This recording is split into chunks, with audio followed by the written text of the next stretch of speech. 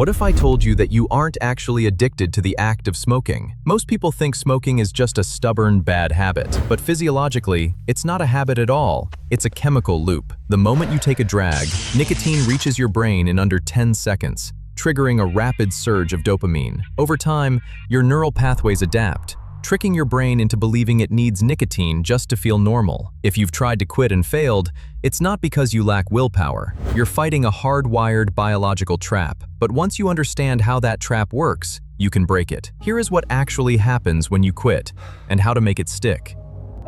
The true cost, beyond the money. We all know smoking is expensive, but the real cost is time and quality of life. On average, long-term smoking takes about 10 years off your life expectancy. And more than that, it drastically increases your risk for chronic conditions like COPD, where inflammation gradually narrows your airways. It turns basic, everyday movements like walking up a flight of stairs or playing with your kids into a constant struggle for breath.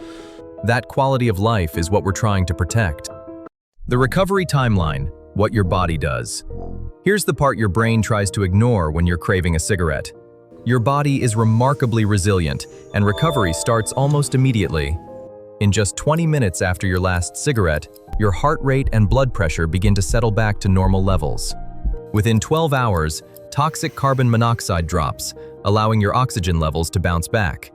Within a few weeks, your lung circulation and function start actively repairing themselves. By the 1-year mark, your risk of heart disease is cut in half compared to when you were smoking. Your body doesn't hold a grudge.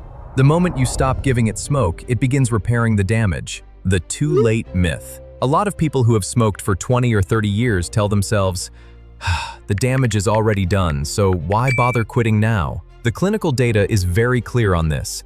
It is never too late. Whether you quit at 30, 50, or 70, stopping at any age immediately halts further lung destruction and significantly improves your daily stamina and life expectancy.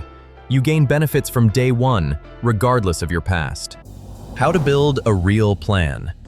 So how do you actually quit without falling back into the cycle? First, normalize the process. Most people who successfully quit smoking do not do it on their very first attempt. A relapse isn't a total failure, it's just data. It tells you what your triggers are so you can adjust your strategy next time. Second, stop relying purely on raw willpower. Combine behavioral support, like counseling or accountability, with evidence-based medical tools like nicotine replacement therapy, patches, gums, or lozenges. These tools take the edge off the intense physical withdrawal so you can focus on rewiring your daily habits and routines. A single cigarette won't solve your stress, but deciding to walk away from them can literally give you back a decade of your life. If you're working on quitting or have successfully quit, drop your story in the comments below.